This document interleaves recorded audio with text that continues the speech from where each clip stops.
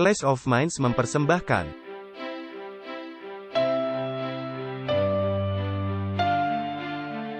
Walter Veith, Martin Smith, Martin Luther, tahun 1517. Konsili Trent, tahun 1545. Luka Parah, tahun 1798. Kebangunan Besar Rohani, tahun 1844. Ensiklikal Rerum Novarum, tahun 1891. Konsili Vatikan II, tahun 1962. Paus Francis, tahun 2013. Ensiklikal Laudato Si Perawatan Rumah Kita Bersama, tahun 2015. Pandemi COVID-19, tahun 2019. Pemilihan Presiden Amerika Serikat, tahun 2020. Perang Rusia melawan Ukraina, tahun 2022. WhatsApp Prof 142 COP27 kembali ke Sinai, 10 hukum untuk agama iklim. Selamat datang kembali, dalam episode lain WhatsApp Prof. Halo Walter, Martin, kita lanjut dengan kisah yang sama, The Letter. Film mengenai Laudato Si, dan dampaknya. Saya bertanya-tanya Martin, kira-kira apa yang akan dikatakan oleh Martin Luther? Ketika dia menerima surat keputusan kepausan, dia berkata, ini hanya setumpuk kotoran dekrit kepausan. Saya bertanya-tanya, apakah Luther akan memakai kata-kata seperti itu, untuk keputusan kepausan di zaman kita sedang hidup?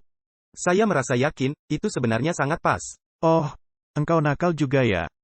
Nah, saya juga seorang Martin, Pak. Ya, kamu juga Martin. Mari kita membukanya dengan doa. Bapa Sorgawi, kami sedang hidup di zaman yang serius. Dan kami memohon, kiranya Engkau mencerahkan pikiran kami, guna melihat dusta di luar sana. Dan kami tetap mengetahui bahwa Engkau masih yang berkuasa. Engkau adalah Tuhan. Di dalam nama Yesus, kami sudah berdoa. Amin. Saya pikir dari permulaannya, adalah penting, kita memahami.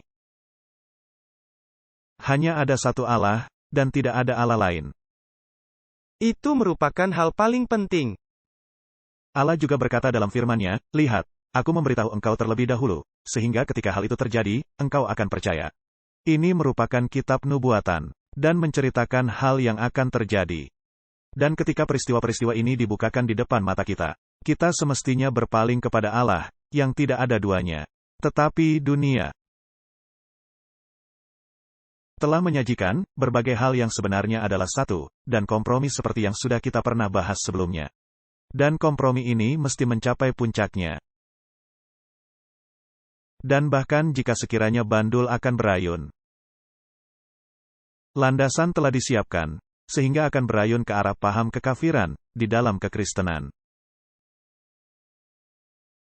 Dan bukannya berlandaskan firman Allah yang sejati. Karena manusia hidup bukan semata-mata oleh roti saja, melainkan oleh setiap firman yang keluar dari mulut Tuhan. Jadi, surat Paus Francis, panggilan untuk persatuan di tengah krisis iklim. Apakah ini agama iklim? Kita telah mulai membahas ini di episode lalu. Jadi mari kita lanjut dengan kisah ini. Jadi, mari kita kembali ke klip video film The Letter. Jelaslah bahwa kisah penciptaan Alkitabiah dalam suatu ungkapan yang berbentuk mitos, guna menjelaskan sejarah kita.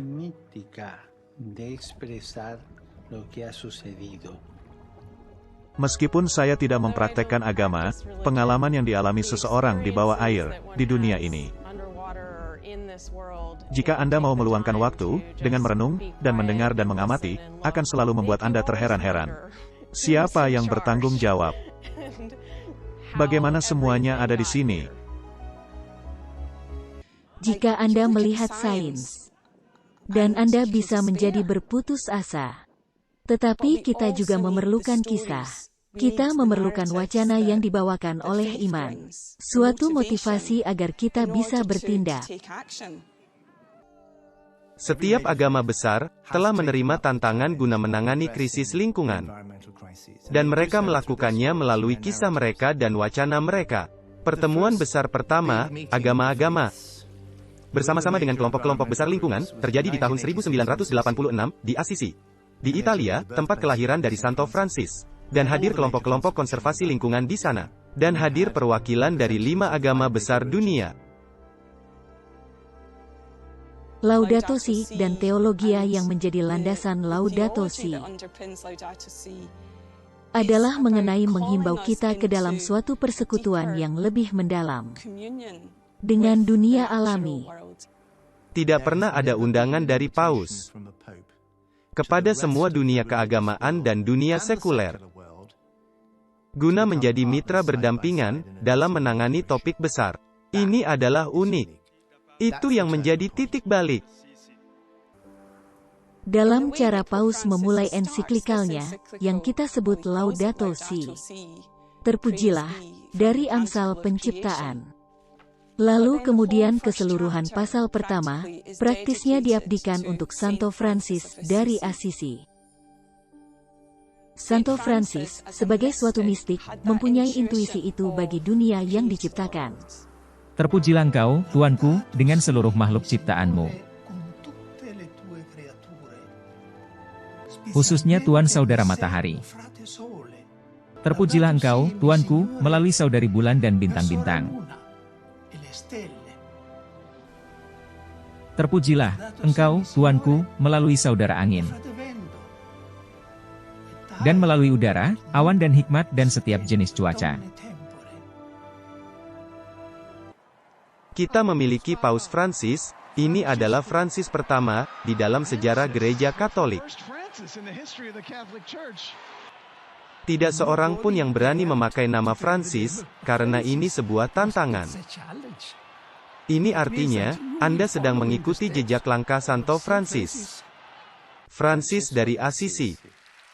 Seorang yang miskin. Seorang damai. Seorang yang mencintai dan menjaga ciptaan. Yang sekarang ini, kita tidak memilikinya. Suatu hubungan yang sedemikian baik dengan ciptaan, benar? Terpujilah, Tuanku, Saudara Matahari.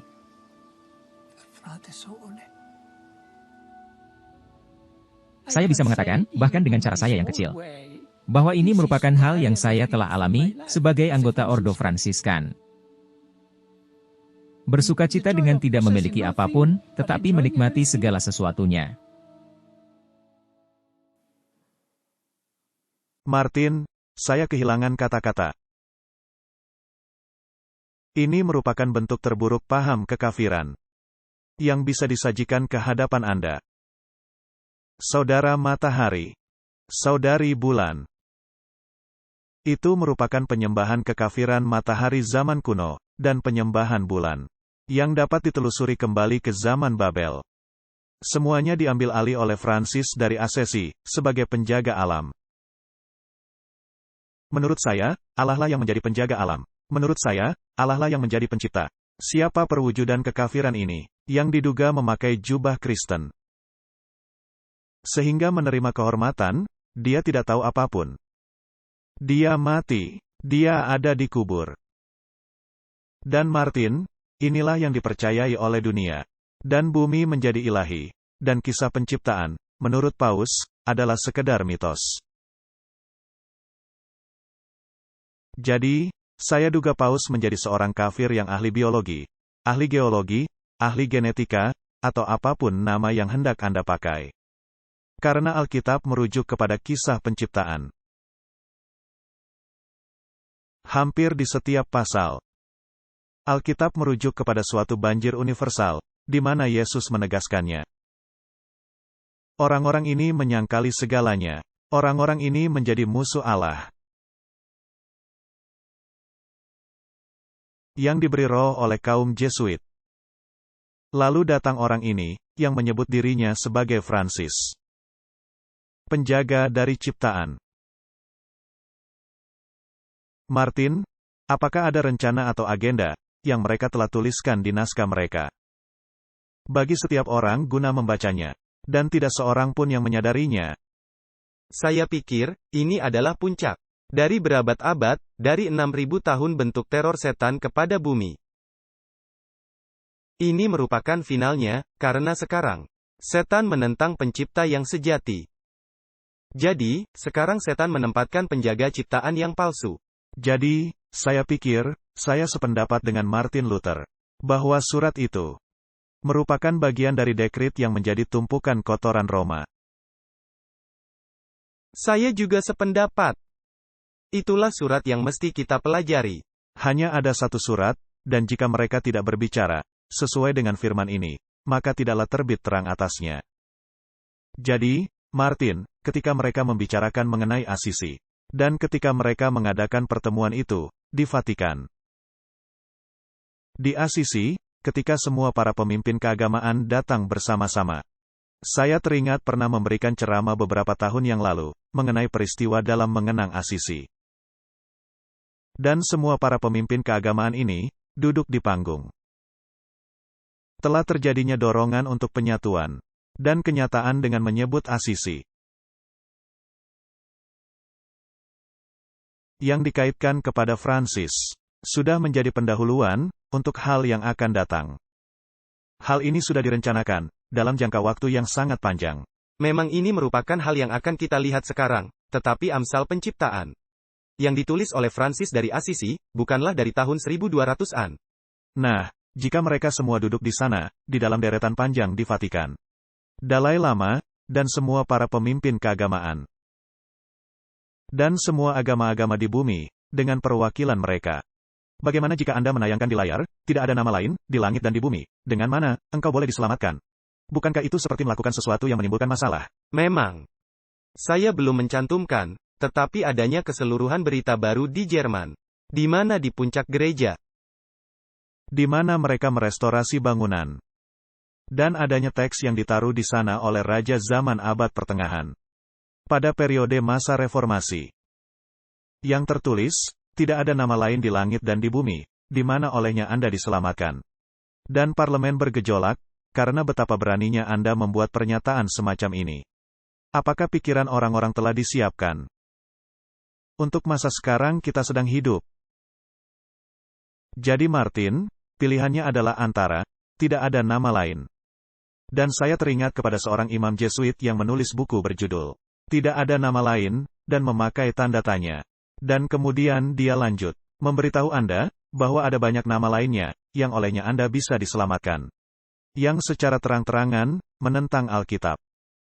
Dan ini mengerikan karena mereka meneruskan seperti yang Anda katakan. Sekarang ini, semua orang bisa diselamatkan, di dalam agama mereka. Tidak ada organisasi, yang begitu jahat. Dan begitu busuk. Dan begitu menyesatkan. Yang pernah menginjak bumi, selain Ordo Jesuit. Yang pernah ada. Mereka menjadi musuh Allah, menjadi musuh kebenaran, dan menjadi musuh umat manusia. Dan hal yang menyedihkannya, adalah, mereka melakukan segala sesuatunya, seolah-olah bagi Allah. Ya, tetapi mereka melakukannya untuk Allah lainnya. Karena kata-kata mereka membuktikannya, demikian pula tindakan-tindakan mereka. Dan jubah yang seolah-olah lebih suci, hanya ada guna membodohi orang-orang. Sekarang, mari kita melihat klip video kedua tentang surat. Ini cukup panjang, tetapi kita telah menyiapkan panggung, guna diskusi lebih lanjut. Seperti yang Anda ketahui, gambaran Alkitabiah itu, adalah bersifat sejarah, dengan arti mitos. Yaitu guna membantu kita memahami nilai-nilai.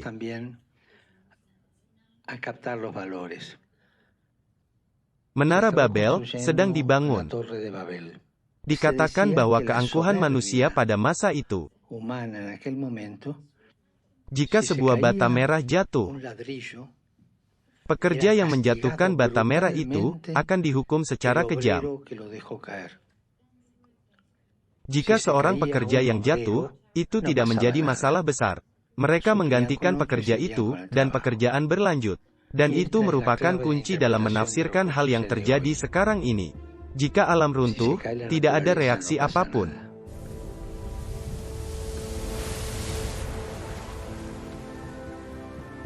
Keangkuhan ekonomi. Keangkuhan kekuasaan dari segelintir orang. Yang memakai segala sesuatunya, yang memakai orang-orang, yang memakai alam, yang memakai segala sesuatu dan yang menghancurkan alam.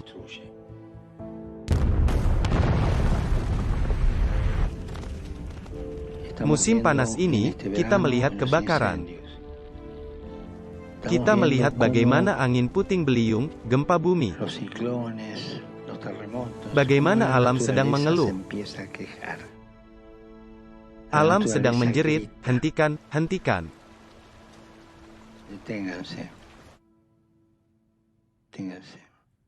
Dan sekarang ini, persatuan berarti menyelamatkan ibu bumi, menyelamatkan keanekaragaman bio, berarti menyelamatkan diri kita sendiri, dan menyelamatkan anak-anak kita. Tetapi jangan membubarkan orang-orang dalam budaya yang dibuang. Kita tidak membubarkan siapapun, masing-masing orang di negara mereka sendiri, di kota mereka sendiri, di budaya mereka sendiri. Harus menemukan cara guna memecahkan masalah ini. Semua bersama-sama, bersama-sama.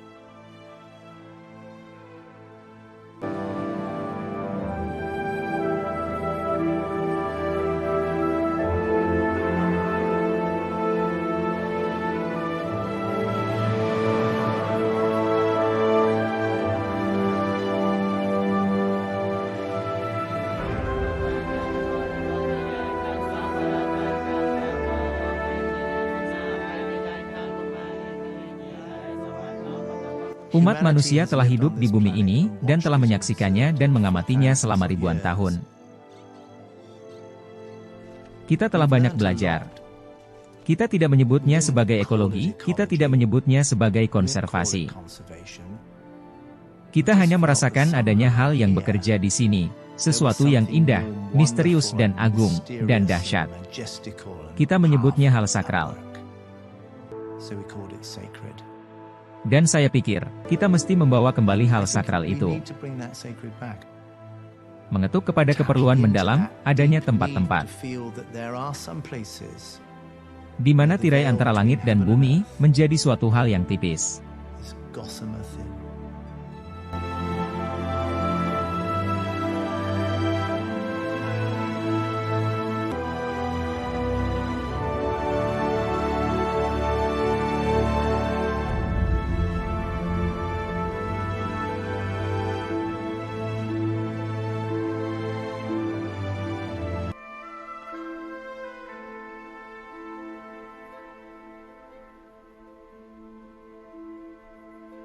Saya sedikit tergerak, karena ini merupakan kesempatan pertama, saya melihat benda keramat ini.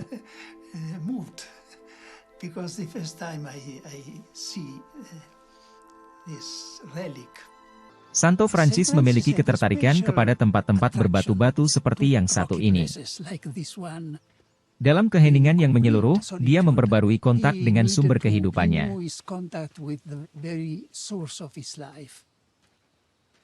Dia memerlukan hubungan dengan yang mutlak, yang maha kuasa. Ini sungguh berarti untuk semua orang, bukan hanya untuk umat percaya atau orang-orang Kristen. Jadi kita punya alasan transenden, yang melampaui indera, guna peduli kepada ciptaan. Martin, terlintas dalam pikiran, hal yang dikatakan oleh Alkitab, mereka menyembah ciptaan melebihi kepada pencipta. Bukankah begitu? Benar. Dan semua agama-agama bersatu, tidak perlu harus menjadi orang Kristen. Pengajaran Paus kepada orang-orang muda, bahwa Alkitab itu hanya mitos, di mana Anda bisa mengambil beberapa kisahnya. Tetapi Anda bisa juga mengambil kisah-kisah dari paham Buddha.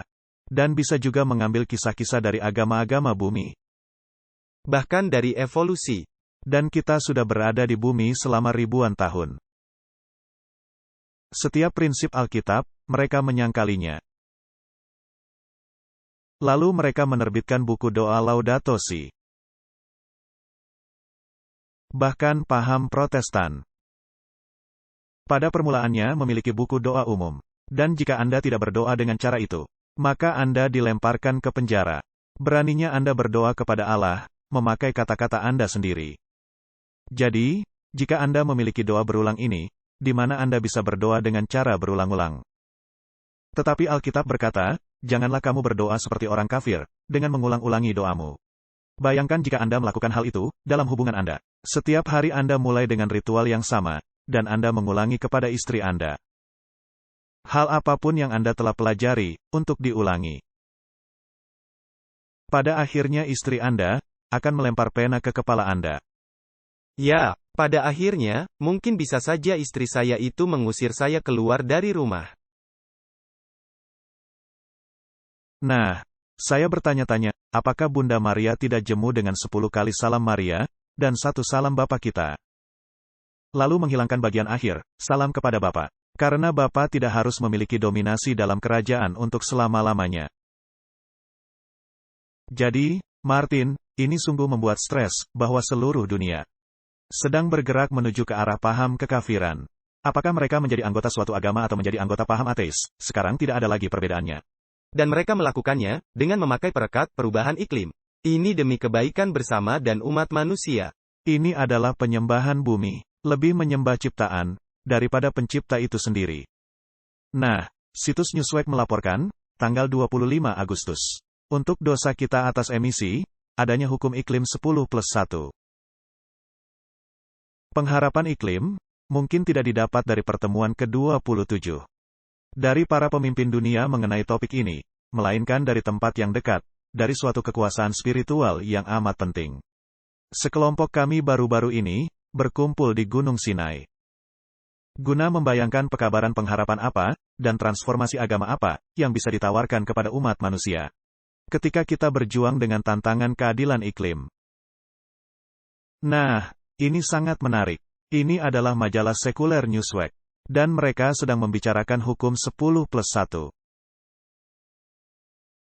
Dan dosa-dosa emisi kita. Ingat, episode kita yang sebelumnya. Kita fokus kepada kenyataan dan dunia sekuler, bagaimana hal itu terjadi. Ketika kami telah menyebutkan, seperti yang Anda katakan dan kita berakhir dengan bertanya, apakah ini benar-benar sebuah agama? Sekarang kita mulai melihat, gerakan iklim, khususnya dari Laudato Si, lebih merupakan gerakan keagamaan daripada sebenarnya gerakan sekuler. Nah, hal menarik, Martin, Anda telah meringkaskannya. Dan salah satunya adalah menyucikan Sabat. Bukankah hal ini sudah kita katakan dari dulu? Sabat yang mana ini? Jelas ini Sabat kepausan. Ini pastinya penyembahan matahari. Karena saudara matahari akan sangat tersinggung jika Anda tidak menyembahnya. Apalagi saudari bulan. Dan pada akhirnya, semua orang bisa menyucikan sabatnya masing-masing. Patut diketahui, siapa itu yang menjadi ibuku, saudara laki-lakiku, saudara perempuanku, menurut kitab suci. Bukankah mereka yang menuruti hukum dan yang melakukan kehendak Bapa? Emisi berkurang 30% di setiap hari Sabat, setiap pekannya di Israel. Dan hampir 0% di hari Yom Kippur, hari pendamaian orang-orang Yahudi, event yang paling suci dalam 1 tahun. Hari beristirahat non-karbon mingguan secara global. Bisa mengurangi emisi dunia 1/7.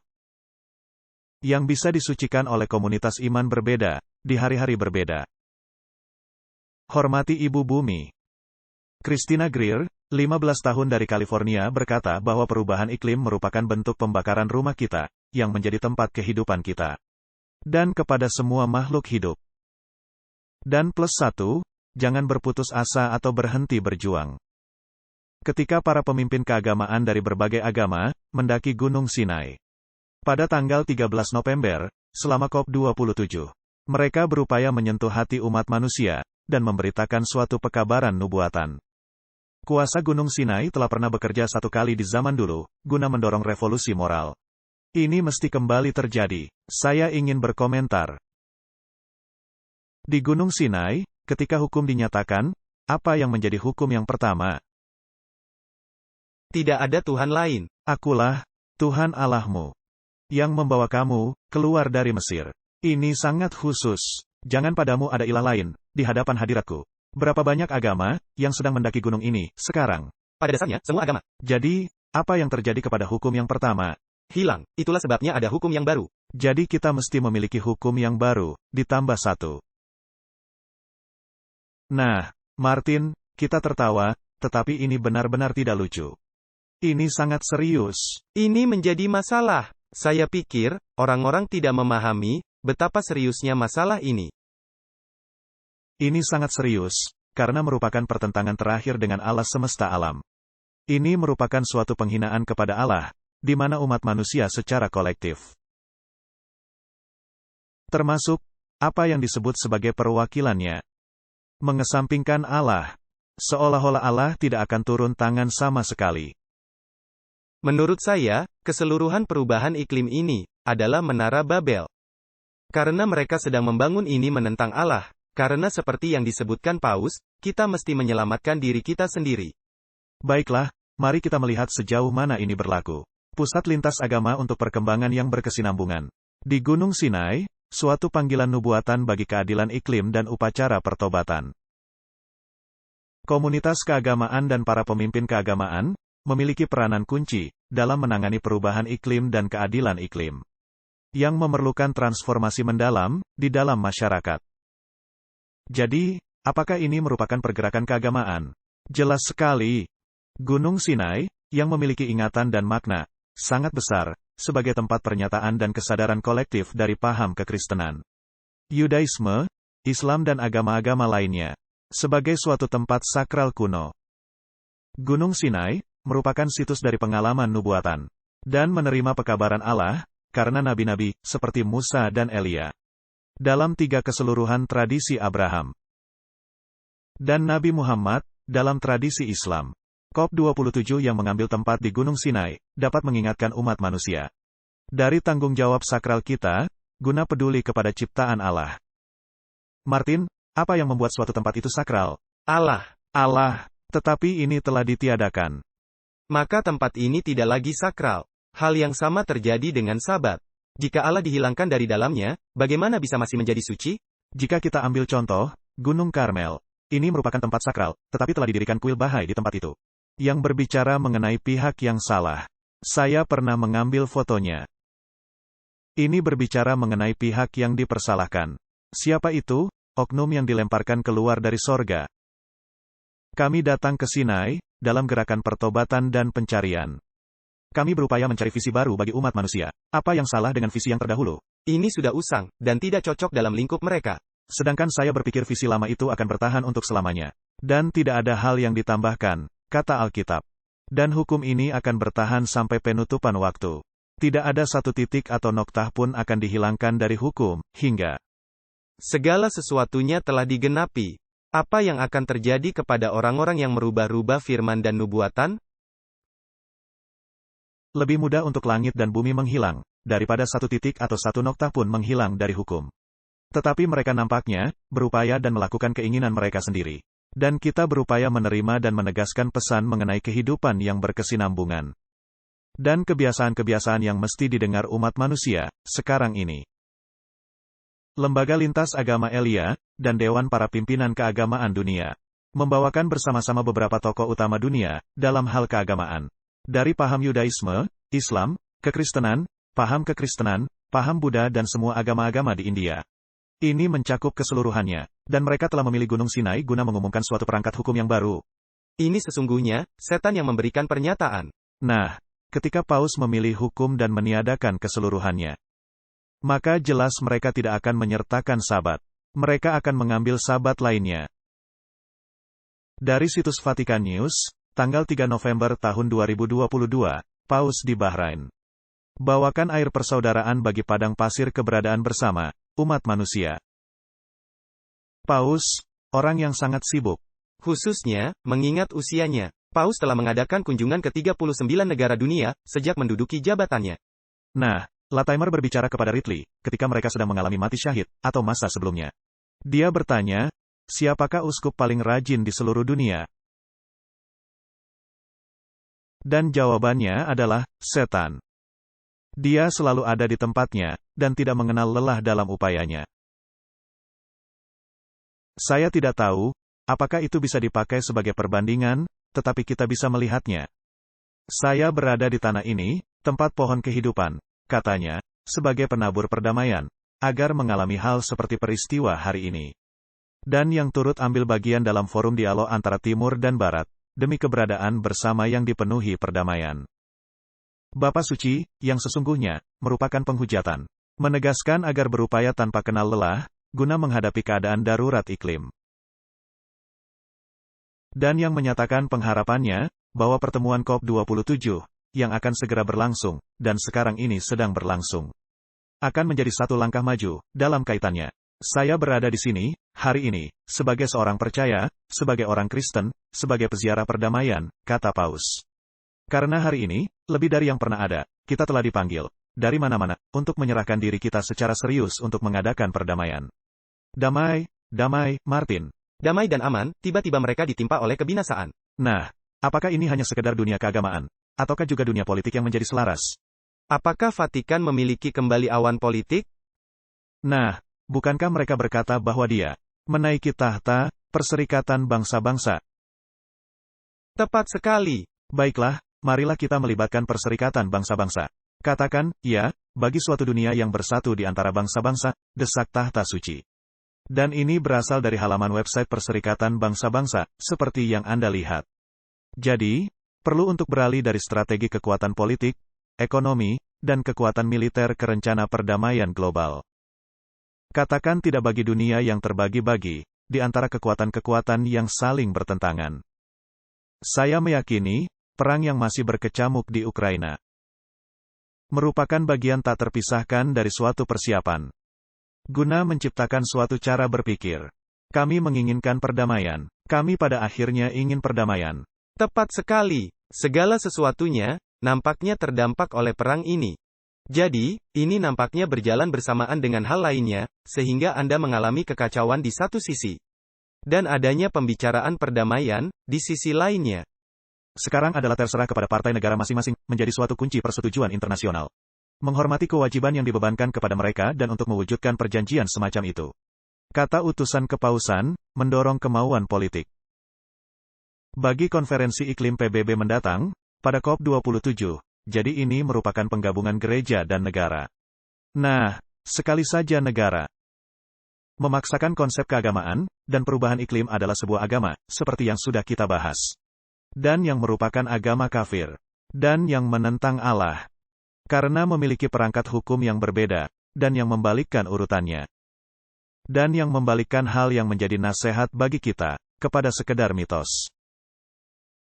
Martin, maka sudah tercipta resep sempurna untuk suatu pertentangan. Pada akhirnya, dia mencatat bahwa tahta suci telah menyiapkan peralatan guna mengakses, kepada kerangka kerja PBB. Mengapa mereka selalu menggunakan kata-kata itu? Kedengarannya sangat alkitabiah. Kedengarannya seperti seseorang yang naik tahta. Konvensi Perubahan Iklim dan Perjanjian Paris menjadi bagian dari keduanya sebelum COP27. Jadi adanya keinginan untuk datang bersama-sama. Dari berbagai kelompok. Nah, saya paham, Martin, adanya seseorang yang mengirim ini kepada Anda. Mari kita lihat. Ya. Mereka menyebutkan hal ini yang terjadi di tahun 2011. Mereka mengambil foto ini, di sebuah gereja Jesuit kuno, di Roma. Hal yang menarik ialah, model ini berbentuk kuil, tetapi jika kita membaca deskripsinya,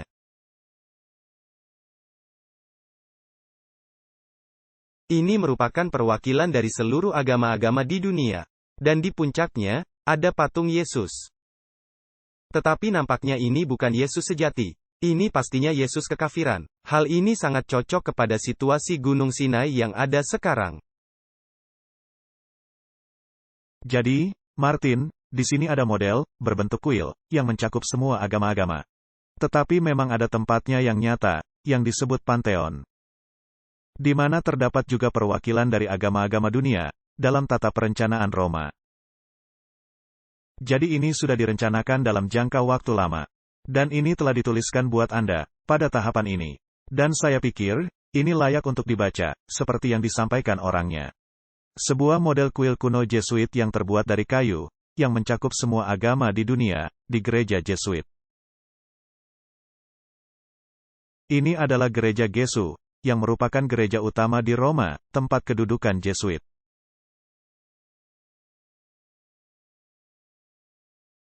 Di puncak kubah dari kuil itu, ada patung Yesus. Catatan, jelas tidak bisa mewakili kekuasaan Yesus sejati, melainkan kekuasaan Paus. Yang dianggap sebagai perwakilan Yesus Kristus, di bumi. Yang berdiri melebihi semua agama-agama dan denominasi. Ini masuk akal. Dan yang mengelilingi pusat kubah kuil, terdapat model dari berbagai kuil dari agama-agama dunia. Dari masjid sampai sinagoga.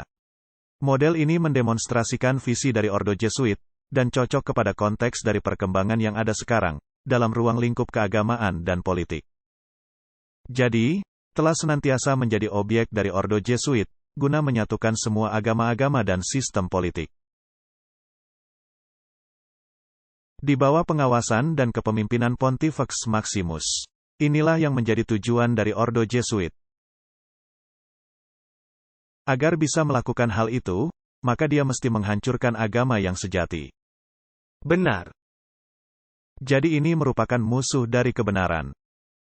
Mereka adalah musuh Allah, suatu ordo yang paling kejam, paling sewenang-wenang, yang pernah menodai bumi ini. Dan saya bisa memberikan kutipan dari buku The Great Controversy, guna mendukung hal itu, bagi orang yang berkata, wah, Anda terlalu berlebihan. Dan untuk hal itu, saya bisa memberikan 100 kutipan dari pena para reformator, yang mengatakan hal yang tepat sama. Dan perlu diingat, Paus yang ada sekarang berasal dari Ordo Jesuit. Dan kita tidak perlu khawatir untuk masa depan, dan janganlah kita melupakan bagaimana Allah telah memimpin di masa lalu. Ini diterapkan kepada keseluruhan dunia Kristen dan reformasi. Dan diterapkan juga kepada umat yang sisa. Nah, Martin, sekali kita mulai berbicara mengenai Yesus palsu dan Mesias palsu, mari kita menyaksikan hal yang sedang terjadi di Israel. Saya mendapati hal yang menarik, yakni Mesias Israel. Kemungkinan akan dengan segera dinyatakan. Orang yang ada di dalam video ini dikenal sebagai Yanukarev Shilomo Yehuda. Dia sedang menyatukan semua sekte-sekte Yahudi. Dia bisa mengutip keseluruhan Torah. Dan bukan hanya itu, dia juga mengetahui Torah. Dia telah mengutip keseluruhan Torah tanpa kesalahan sedikit pun. Lalu menjawab pertanyaan-pertanyaan mengenai Torah. Dan menunjukkan kepada yang bertanya bahwa dia adalah Yanuka. Dia juga melakukan penyembuhan-penyembuhan. Mereka mencium tangannya, sungguh luar biasa, orang muda ini, ketika 20 tahun silam. Ketika dia masih berumur 14 tahun, dia memberikan ceramah mengenai Torah. Dia bisa mengucapkan keseluruhan Talmud secara kata demi kata, tanpa kesalahan. Bagaimana dia bisa? Saya duduk di sana, terdiam dan terkagum-kagum, dia datang dengan memiliki dorongan. Hanyalah Rav, Yanuka, yang bisa mewujudkan hal ini pada generasi kita. Dia memberikan cahaya kepada kita dan menerangi kehidupan kita. Dia membawakan terang kepada orang-orang Yahudi dan bangsa Israel. Inilah tepat hal yang kita perlukan dalam generasi kita. Sama seperti kita berterima kasih kepada Hashem untuk Yanuka, di mana dia memiliki Torah sejati dan mutlak. Orang juga mesti menerima petunjuknya.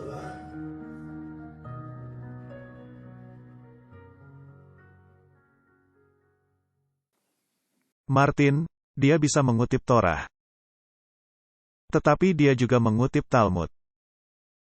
Dan Talmud merupakan kitab yang paling buruk mengatakan mengenai Yesus Kristus.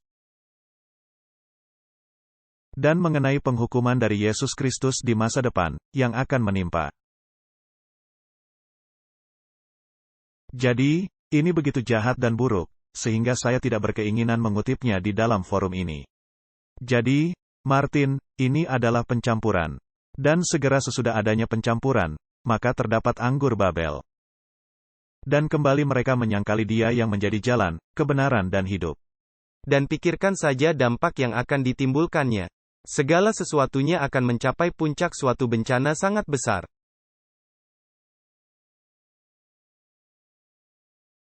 Sepanjang ini bukan Yesus. Tetapi semua Yesus palsu ini muncul di masa seperti yang dinubuatkan Alkitab. Tepat sekali. Nah, bahkan jika Anda mendengar adanya kabar bahwa bait suci yang ketiga ada kemungkinan dibangun tahun depan. Nah, lembu betina merah ada di sana, yang tidak bercela. Peralatan telah direstorasi dan dibangun. Dan mereka ingin membangun kembali bait suci ketiga di tahun 2023, sejauh yang saya ketahui. Dan Anda lihat, bagaimana tepat waktunya, Mesias ini datang. Nah, tidak satu batu pun yang akan tersusun di atas batu lainnya. Rumahmu akan ditinggalkan sunyi sepi. Untuk membangun kembali bait suci, merupakan suatu penghujatan. Karena ini menyangkali bait suci spiritual yang telah dibangun. Dan membawakan kembali persembahan, merupakan tamparan di wajah. Maka Anda menyangkali penggenapan, dan menerima perlambangan. Sejauh berkaitan dengan perayaan-perayaan keagamaan. Semuanya sekarang mesti diterima. Dan jika kita bisa merangkul mereka tidak hanya di bidang agama, tetapi kita juga bisa merangkul mereka di bidang politik, alangkah lebih baik lagi. Maka kita memiliki persatuan besar dari seluruh agama-agama yang selama ini mereka upayakan. Jadi, marilah kita melihat bagaimana Hollywood akan meneruskan topik ini. Dan bagaimana para pemerintahan, termasuk apa yang disebut sebagai negara-negara Kristen, termasuk Amerika Serikat dan Inggris Raya, menerima perayaan keagamaan, agama lain, dan yang menyiarkannya melalui media. Wali Kota New York, Eric Adams, mengumumkan rencana untuk memasukkan Diwali dalam jadwal liburan sekolah umum mulai tahun depan. Waktunya sudah tiba untuk mengakui lebih dari 200.000 penduduk New York yang beragama Hindu, Buddha, Sikh, dan iman Jain yang merayakan Diwali, perayaan cahaya. Selama Diwali, orang-orang menghiasi lantai dengan lampu tanah liat dan rangoli, membuat pola memakai pasir atau beras berwarna. Puncak perayaan adalah pesta-pesta, kembang api dan doa kepada Laksmi, Dewi Kekayaan. Dan ketika kita mengikuti masa ini, dengan merayakan Diwali, kita mengakui adanya terang di dalam diri kita. Terang yang dapat mengusir kegelapan. Dan itulah sebabnya perayaan ini sungguh bermakna. Kita mengambil keputusan ini. Hari ini yang kita sudah senantiasa mengenalnya secara tradisional, sejak saya lulus dari sistem sekolah, sebagai Hari Ratu Brooklyn. Sekarang dianggap sebagai hari peringatan. Ini bukanlah hari yang tidak dikenal, karena sudah ada untuk waktu yang sangat lama. Saya pikir ini merupakan contoh sempurna, sejauh yang saya ingat, dari hari yang bisa kita ganti. Bagi sesuatu yang lebih bermakna, yang lebih memiliki tujuan. Dan sesuatu yang menurut saya akan memiliki banyak relevansi. Kita sedang hidup di masa, ketika sebuah kota dalam negara Kristen ini, melihat praktek agama Hindu lebih bermakna dan bertujuan, daripada nilai-nilai Kristen. Terima kasih dan selamat datang dalam perayaan Diwali di Gedung Putih. Sungguh luar biasa berada di tempat ini. Dengan begitu banyak rekan-rekan. Mengapa merayakan terang? Di malam yang paling gelap. Ketika bulan sulit ditemukan, karena pada saat itulah, kita sangat memerlukannya. Kehadiran Presiden kita bersama Ibu Negara telah kembali membuat tempat ini, di mana semua orang Amerika bisa merayakan dan menghormati tradisi mereka.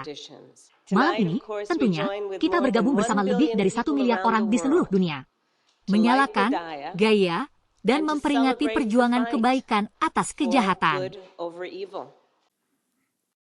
Nah, Martin, mereka sangat jelas menyatakan, hal yang sedang mereka rayakan adalah terang yang ada di dalam diri mereka.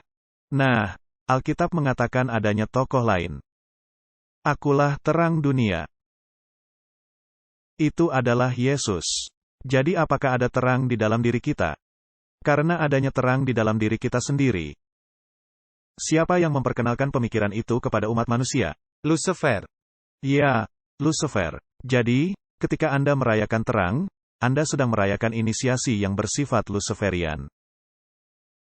Dan tepat seperti itulah, hal yang sedang terjadi di dunia saat ini.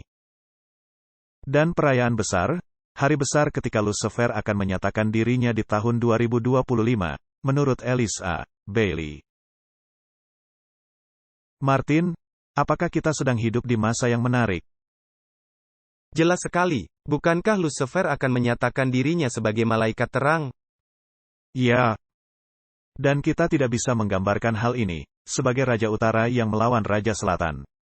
Tetapi kita harus ingat bahwa Raja Utara di akhir zaman, di bawah kepausan, mewakili semua agama. Jadi, meskipun Anda mengalami bandul yang berayun menuju kepada konstitusi Kristen konservatif,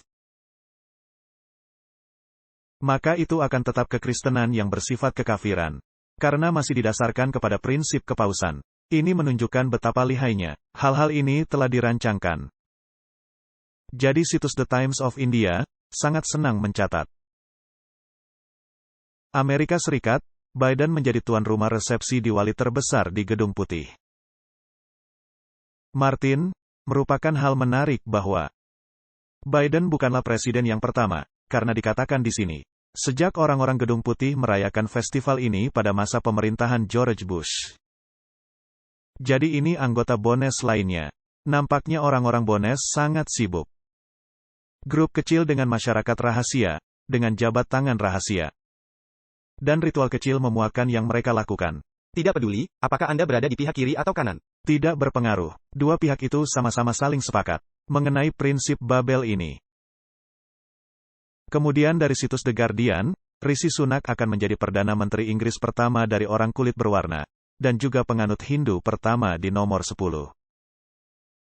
Dia akan menjadi Perdana Menteri Inggris pertama, dari kulit berwarna, dan penganut Hindu pertama. Dua-duanya menjadi tonggak sejarah dalam evolusi Inggris sebagai suatu masyarakat multikultural dan multi-iman. Saya tidak mengeluhkan hal yang dipercayai orang-orang. Semua orang berhak memiliki kepercayaannya masing-masing. Dan mempelajari bagi diri mereka sendiri, apa itu kebenaran, dan apa itu hal yang tidak benar. Tetapi sekali saja mereka mulai menarik Anda masuk, dan menjadikan kekristenan menjadi kekafiran, maka tibalah saatnya memberikan suara peringatan. Saya pikir juga penerimaan, tidaklah berarti berkompromi. Benar, Anda tidak bisa mengubahkan posisi seseorang, agar memastikan keselarasan. Di antara sistem-sistem yang berbeda, kita bisa saling bertoleransi, kita bisa hidup berdampingan, tetapi kita tidak bisa beribadah bersama-sama. Ya, karena seperti yang sudah kita lihat, hal mengenai iklim ini telah menjadi suatu agama. Anda tidak bisa melakukannya bersama-sama. Jadi Sunak mempraktekkan Hindu, meskipun dia jarang membicarakan imannya secara publik. Dia disebutkan sebagai pemimpin Inggris selanjutnya. Pada Diwali, perayaan terang, yang dirayakan oleh jutaan penganut Hindu. Dan di sini, kita bisa melihat, dia melakukan kegiatan, yang mengkaitkan dirinya kepada perayaan. Jadi, apakah semua ini sesungguhnya suatu stimulus bagi umat manusia, guna menerima semua hal ini? Apakah media memainkan peranan luar biasa? Sesungguhnya, salah satu peranan utama. Baiklah, jadi ada dunia keagamaan. Ada dunia politik. Sekarang mesti ada dunia finansial, untuk turut serta. Jadi, mari kita melihat apa yang dilakukan bank-bank ini. CBA meluaskan penggunaan pelacak jejak karbon. Dengan Westpac juga turut serta. Jadi, Bank Persemakmuran Australia telah mengumumkan akan menerapkan suatu pelayanan baru pelacakan jejak karbon pribadi untuk pelanggan retail. Mengikuti penerapan proyek uji coba yang sukses, bulan Oktober lalu. Jadi, Martin, apakah mereka akan menerapkan meter CO2 pada alat pengukur pernafasan? Wah, ini sudah diterapkan di kartu. Jadi, bank bisa menyediakan informasi yang bersifat pribadi dan terperinci kepada konsumen. Tentang bagaimana mereka membelanjakan uang, dan dicatat menjadi jejak karbon. Pendiri Cogo, Ben Gleisner, mengatakan, bank memiliki posisi ideal untuk memegang peranan memimpin. Dalam mendukung konsumen mereka, guna mengurangi jejak karbon mereka. Nah, karena ini sudah menjadi agama, apakah mereka akan memakai finansial, guna memaksakannya? Jelas sekali. Mereka yang akan memimpin, ini artinya tidak bisa membeli atau menjual jika mereka tidak mengizinkannya. Apakah ini cocok dengan gambaran nubuatan? Ya. Dalam suatu pasar yang bersaing sengit, di mana sulit membedakan, maka bank tidak bisa mengabaikan kesempatan ini, untuk menjadi hal utama. Dan membentuk diri mereka, sebagai mitra gaya hidup kepada para konsumen yang sadar. Martin, mereka akan sangat memaksakan agama mereka melalui sistem finansial, memaksa ke dalam hidup Anda, walaupun Anda setuju atau tidak setuju. Nah, hal yang lucu adalah, kita kemungkinannya merupakan orang-orang yang paling menyadari pemakaian karbon yang ada di masyarakat. Kita memakai tenaga surya. Alasan mengapa kita memakai tenaga surya, karena pemerintah tidak menyediakan listrik. Jadi tidak ada pilihan lain. Dan dalam kenyataannya, jika kita tidak memiliki listrik tenaga surya, kita tidak bisa memproduksi program ini. Karena listrik terus-terusan padam. Bahkan kadang-kadang 10 jam per hari tanpa listrik. Jadi, kita telah sangat mengurangi jejak karbon secara signifikan. Tetapi mendorong saya masuk ke arah afiliasi keagamaan, untuk hal-hal ini. Adalah bertentangan, dengan hal yang dikatakan oleh Alkitab. Westpac telah mengumumkan hari ini, akan menerapkan solusi pelacakan jejak karbon Cogo, di dalam pelayanannya. Apakah mereka bekerja bersama-sama secara kolektif? Ya. Jadi, semua ini akan datang secara bersama-sama. Saya tidak tahu, apakah hal yang sama berlaku di negara-negara lain, tetapi di Afrika Selatan, perhitungan atau teks memiliki hukum yang baru, dan semua perusahaan mesti menuruti aturan tertentu, dan harus melaporkan jejak karbon mereka. Mari kita melihat perusahaan mega lainnya mengenai topik ini. Ini adalah Mastercard. Pemberitahuan kepada publik, Mastercard mengungkapkan alat kalkulator baru karbon untuk bank secara global. Ketika konsumen sangat bersemangat tentang lingkungan. Siapa yang mendorong semangat itu? Paus dan penasehatnya, naga itu. Fitur Mastercard baru memungkinkan bank untuk membekali orang-orang dengan data dan informasi jejak karbon untuk membantu menginformasikan pengeluaran konsumen, dan menawarkan cara-cara untuk turut serta dalam reboisasi hutan. Nah, Martin, kita semua bisa turut berpartisipasi dengan menanam tanaman di kebun kita sendiri. Saya tidak perlu melakukan tindakan upacara yang bersifat kekafiran. Seperti yang dilakukan Paus, ketika adanya Pachamama, dengan menanam pohon, dan hal-hal yang menyertainya. Lakukan saja hal yang mesti Anda lakukan di kebun Anda dan lanjutkan dengan itu. Mastercard juga telah menerbitkan surat utang berkesinambungan, seharga $600 juta. Dan baru-baru ini telah mengumumkan perubahan kepada model kompensasi eksekutifnya, guna membantu mempercepat kemajuan atas 3 tujuan ESG global, netralitas karbon, cakupan finansial dan keadilan pembayaran upah untuk semua gender. Menarik, bukan?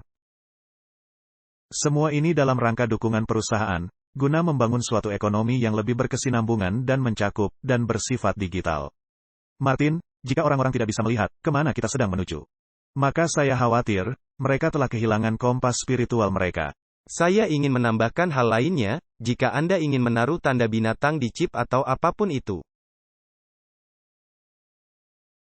Meskipun Anda tidak mengambilnya, Anda tidak akan bisa membeli atau menjual. Tetapi jika Anda mengambilnya, beginilah caranya. Tanda binatang itu tidak bersifat fisik. Tanda itu tepat seperti yang dikatakan Roma. Kenyataannya itu telah mengambil alih otoritas Allah. Dan yang telah memindahkan perintah otoritas, dari Sabat ke hari Minggu, dari Allah kepada diri mereka sendiri. Dan tentunya ada sunak yang menjadi pelopor dalam mata uang digital. Dan keterlibatannya, kita tidak perlu membaca keseluruhannya, di mana dia akan melakukannya dan menyebutnya sebagai Bitcoin. Dan dia bukan satu-satunya, semua pemerintahan lain di dunia, sudah mengatakan hal yang sama. Dolar akan dijadikan bentuk digital, mata uang Afrika Selatan, dan semua mata uang di dunia. Ini merupakan upaya terkoordinasi. Tepat sekali, untuk melakukan apa? Dan ini dikaitkan kepada agama. Nah itu dia, sebuah agama dan dengan memakai jejak karbon, di mana pada akhirnya dikaitkan kembali kepada agama. Jadi begitulah kaitannya secara keseluruhan. India akan meluncurkan mata uang digitalnya di tahun-tahun 2022 sampai tahun 2023. Mengapa terburu-buru Martin? Mengapa semua ini mesti terjadi sebelum tahun 2025? Ketika Tuhan mereka akan menampakkan dirinya. Semuanya bisa menyembah sujud dan menyembahnya. Kita telah diperingatkan, ketika Yesus datang kembali, dia tidak akan menjejakkan kakinya di bumi. Dia tidak akan berjalan di sini, dan umat tebusan akan dibangkitkan dari kubur dan bertemu di udara, karena Yesus tidak akan menjejakkan kakinya di bumi. Jadi, ketika Anda mendengar berita Yesus ada di bilik, atau ada di suatu tempat di Israel, di padang pasir, sedang mengutip kitab Talmud, ya, maka jangan pergi, karena Anda sedang disesatkan. Dan Yesus juga tidak akan ada di Gunung Sinai. Jelas tidak, karena Allah telah disisihkan dari antara mereka. Dari situs Washington Post, para peneliti memperingatkan bahwa para pendukung nasionalis Kristen menjadi lebih radikal dan sedang menargetkan para pemilih suara. Martin, apakah ini bandul yang sedang berayun? Saya pikir iya. Kebentuk lain paham kekafiran, ya. Sekali lagi, ini masih ada di bawah jubah yang sama. Ini ada di bawah agama percobaan, berdasarkan pengalaman. Ini ada di bawah jubah, kerajaan di bumi, yang berlokasi di 7 gunung. Yang merupakan doktrin murni Jesuit. Jadi ketika semua mengikutinya, maka kaum Jesuit akan sangat puas, karena mereka memasukkan teologi mereka ke dalam pemikiran mereka. Mereka telah menolak Alkitab. Mereka telah menolak paham Protestan. Mereka telah menolak nubuatan. Dan penafsirannya didasarkan kepada kata-kata dan logika. Dan mereka telah menerima tumpukan abu. Ini sungguh keadaan yang menyedihkan. Tetapi ini disebut paham nasionalis Kristen. Dan ini akan memimpin dunia menuju kepada agama kekafiran yang bersifat Kristen. Yang bertentangan dengan agama dunia lainnya, di mana negara-negara telah menerima agama mereka dalam ruang lingkup politik. Negara-negara Islam, bukankah Islam telah menjadi bagian dari struktur politik mereka? Bahkan Bahrain. Bagaimana dengan paham Hindu? Bukankah India telah dinyatakan sebagai negara Hindu, dan paham Hindu telah menjadi bagian tak terpisahkan di dalamnya? Jadi, sangat pandai memotong Pakistan yang lebih bersifat Islami. Keluar dari hal ini, sehingga mereka bisa mengumumkan berbagai organisasi ini. Jadi mengapa tidak memiliki wilayah-wilayah Kristen, yang sudah dibuat menerima paham Jesuit secara lengkap? Dari situs Grid, suatu gelombang nasionalis Kristen sedang menguji paham sekuler Amerika Serikat. Suatu tumpang tindih agama dan politik, seperti yang belum pernah terjadi. Suatu negara dengan agama biru dan agama merah akan menyebabkan beberapa orang Amerika kehilangan iman, dan yang lainnya memenangkan pemilihan umum. Politisasi agama di Amerika Serikat dapat ditemukan meningkat di tempat tertinggi kekuasaan dan pembujukan. Dan yang setidak-tidaknya ada dalam garis partai. Telah ada dukungan signifikan publik, guna membatalkan pemisahan gereja dan negara. Dan hanya mengikuti gereja secara literal. Kita sudah memiliki pemerintahan yang bekerja sama dengan agama kekafiran. Mengapa tidak dengan kekristenan yang dijadikan kafir? Sejauh ini bukan kekristenan yang sejati. Iblis merasa sangat puas. Iblis menginginkan Anda tetap dalam utopia penyesatan. Tahukah Anda, kekristenan sejati atau kekristenan Alkitabiah, tidak mungkin ada di sana. Karena memang kita tidak ingin. Kita memang akan ada di sana, Martin, tetapi sebagai umat yang sisa. Sebagai suatu suara yang berseru-seru di padang belantara. Ya, tetapi maksud saya tidak bergabung dengan perwujudan gereja dan negara. Jadi, kekristenan sejati, tidak akan pernah bergabung dengan ini. Benar. Ada artikel menarik dari situs Fox News. Para penggiat sayap kiri mengganggu kelompok konservatif yang membaca Alkitab. Mencuri kitab, merobeknya dan para pemrotes memakan halaman-halamannya. Nah, Martin, ada seseorang yang sedang membaca Alkitab. Mereka mendatanginya dan merebut Alkitab dari tangannya. Merobek-robek halamannya, dan mulai memakan kertasnya. Itu mengambil Alkitab secara literal. Karena kata Alkitab, firman-Mu datang, dan aku memakannya. Terasa manis seperti madu di mulutku, tetapi terasa pahit di perutku. Seperti yang Anda katakan, kita berharap orang itu bisa mencernanya. Ya, kita berharap orang itu menyerap hal yang sudah dibacanya. Mungkin mereka membaca sesuatu yang signifikan. Ini memang sungguh menggelikan. Saya telah melihat video orang-orang yang menendang-nendang Alkitab. Dan terlihat adanya permusuhan sengit di antara dua kelompok itu. Mungkin akan terus berkembang kepada suatu titik, di mana hukum keagamaan akan sangat ketat. Sehingga siapapun yang berani menentang mereka, akan menghadapi amarah negara. Baiklah, Martin, kita segera menyimpulkan diskusi kita mengenai hal-hal yang sedang terjadi di seluruh dunia. Dan bagaimana contohnya, Roma memandang peranan keimamatan. Ini penting, karena Roma merupakan kompas moral dunia. Dan Paus, tentunya dengan suratnya, yang sudah kita diskusikan, nampaknya menjadi pemimpin global. Paus adalah pemimpin global, dan Anda bisa melihat posisi yang dia pakai selalu posisi utama. Dia selalu memakai jubah putih, yang mewakili kebenarannya sendiri, dan yang menyangkali kebenaran Kristus. Jadi, sekarang marilah kita melihat pengajaran resmi dari Gereja Roma perihal keimamatan. Ini adalah buku Dignity and Duties of the Priest, yang ditulis oleh Alphonsus de Liguori, dan dinyatakan sebagai doktor dari Gereja Katolik pada tahun 1871, oleh Paus Pius IX. Nah, kita akan membaca bagian yang digarisbawahi. tetapi tentu saja mereka senantiasa memiliki orang-orang kudus, surat-surat kepada orang-orang Kristen di Smyrna. Santo Ignatius, martir, mengatakan bahwa keimamatan merupakan suatu kehormatan yang paling luhur dari seluruh kehormatan yang diciptakan. Dan tentunya, Ignatius masuk di dalamnya, benar. Jadi, Santo Chrysostom berkata bahwa meskipun fungsinya dilakukan di bumi, keimamatan harus dianggap sebagai hal yang ada di sorga. Nah, kita mesti menegaskan seorang imam adalah seseorang yang membawakan persembahan korban.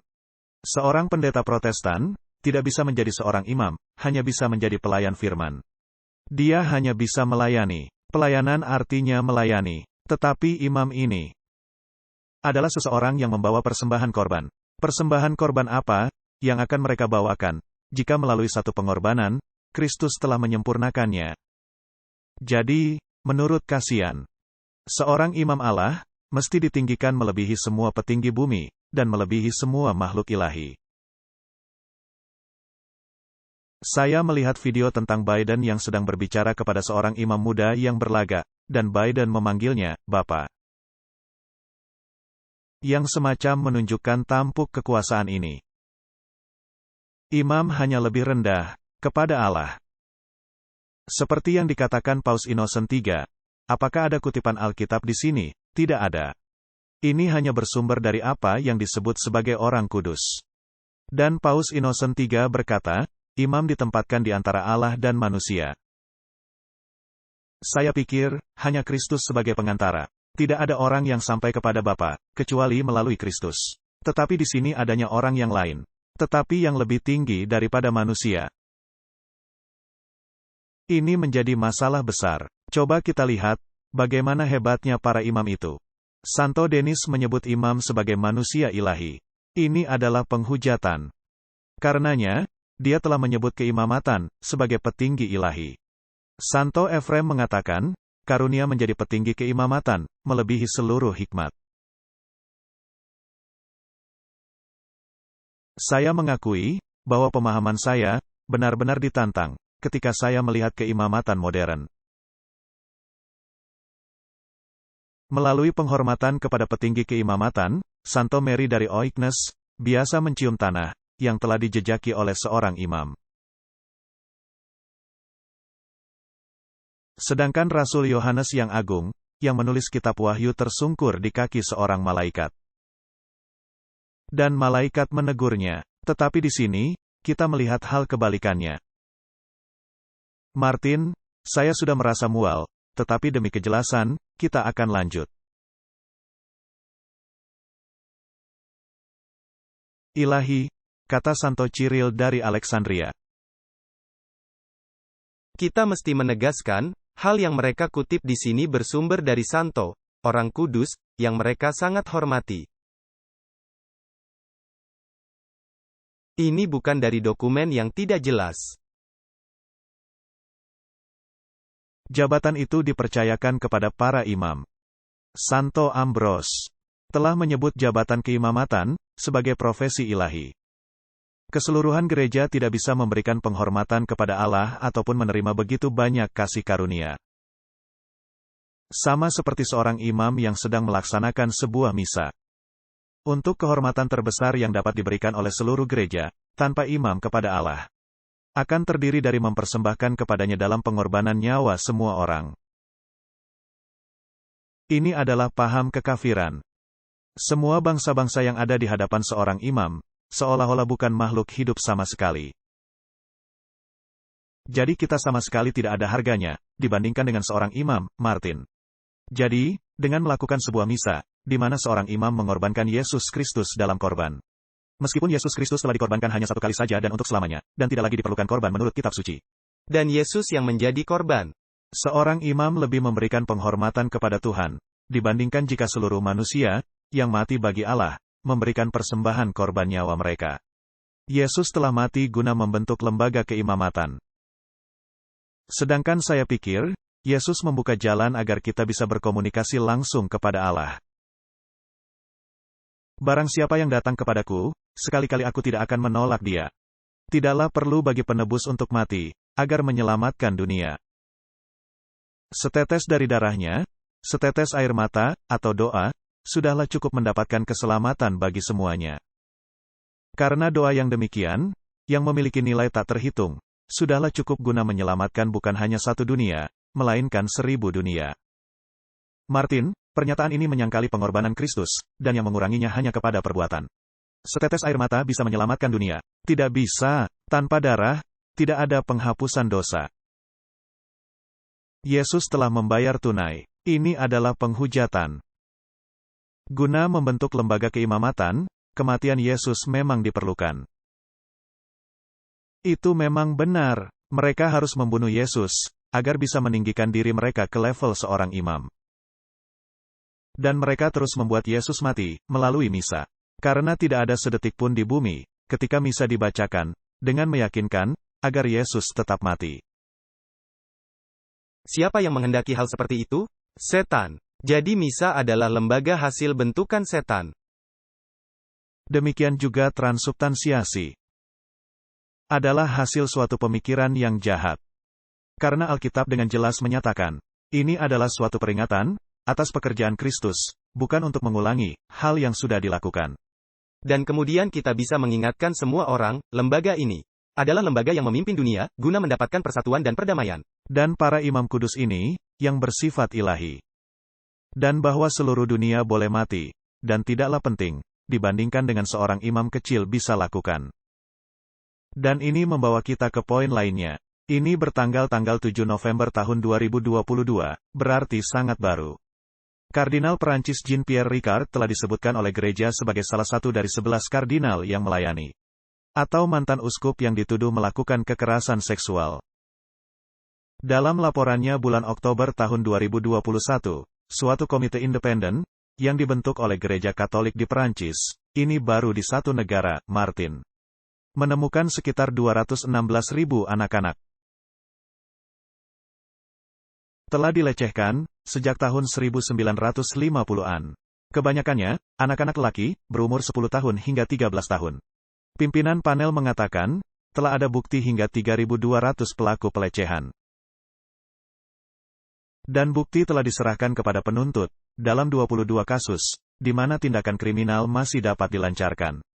Perancis, merupakan salah satu dari banyak negara, di mana tuduhan penyelewengan seksual, telah menggoncang gereja Katolik Roma. Martin, 3.200 orang pelaku pelecehan. Sepanjang umur saya, ini sejak tahun 1950-an. 216.000 anak-anak telah dilecehkan. Bagaimana dengan semua anak-anak yang telah dilecehkan atau dibunuh, di Kanada dan di Amerika Serikat? Atau di tempat-tempat lain, di dunia, oleh apa yang disebut sebagai Allah, di mana tanahnya mesti dicium, ketika kaki mereka menjejaknya? Martin, ini adalah sistem yang sangat jahat. Benar. Nah, masalahnya adalah, sekarang orang bisa berkata ya, tetapi ada orang-orang seperti ini, pada setiap denominasi. Tetapi ada perbedaan. Karena seperti yang sudah senantiasa kita katakan, Anda mesti melihat apa ajaran denominasi yang bersangkutan. Dan memang kita sudah membaca, sebelumnya, apa pengajaran denominasi ini mengenai para imamnya. Lalu apa yang dilakukan kepada mereka, sepanjang sejarah, tidak ada. Memindahkannya ke tempat lain, di mana mereka lanjut dengan tindakan ilahi, mereka mencari korban lainnya, dengan kehadiran mereka. Dan melecehkan lebih banyak anak-anak. Ini merupakan hal yang mengerikan. Dan dosa memang mengerikan, tidak peduli, di denominasi apapun ini terjadi. Tetapi denominasi ini, nampaknya menjadi juara dari semua denominasi lainnya. Tetapi di samping, penyelewengan fisik. Dan kardinal ini melecehkan seorang anak perempuan berumur 14 tahun. Di samping penyelewengan fisik, bagaimana dengan penyelewengan mental? Yang sudah terjadi di dunia, dengan menerapkan doktrin paling mengerikan, ke dalam pikiran manusia. Dan yang mengambil mereka dari iman kepada Allah yang mengasihi Anda. Nah, jika kita merenungkan semua topik perubahan iklim ini, adalah juga merupakan distorsi mental. Nah, Alkitab sudah menjanjikan, Martin, hal yang dilakukan secara sembunyi-sembunyi, akan diteriakkan dari atap rumah. Apapun yang telah dilakukan dengan sembunyi-sembunyi, akan dinyatakan dengan terang-terangan. Allah telah memastikan, segala sesuatunya sudah diungkapkan. Dan meskipun demikian, mereka akan tetap menuruti sistem ini. Mereka akan melakukannya, seolah-olah tidak ada dampaknya. Akan ada riak gelombang sementara. Tetapi yang akan disapu dan ditaruh di bawah karpet. Dan dunia akan mengikuti sistem yang sangat jahat ini. Sampai kepada kebinasaannya, kecuali mereka melihat terang.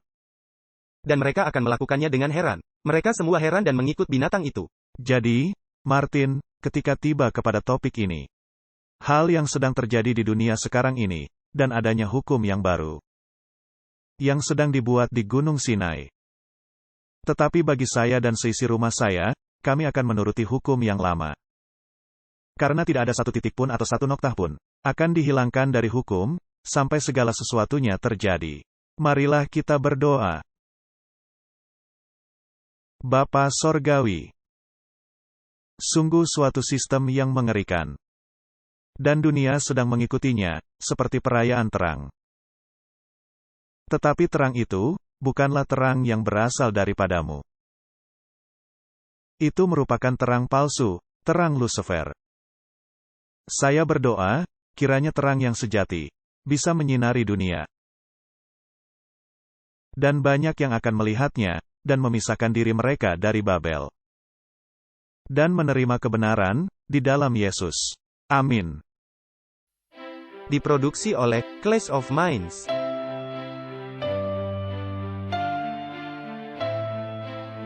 Menampilkan pembicara, Walter Veit dan Martin Smith.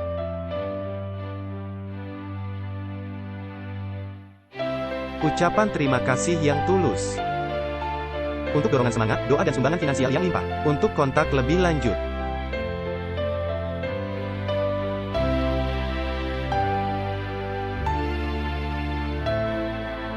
Kami memuji Juru Selamat kami yang setia dan sejati, Yesus Kristus. Untuk kasih karunia dan belas kasihan-Nya, dan kesempatan bekerja di kebun anggurnya, guna menjangkau jiwa-jiwa bagi kerajaannya yang segera tiba.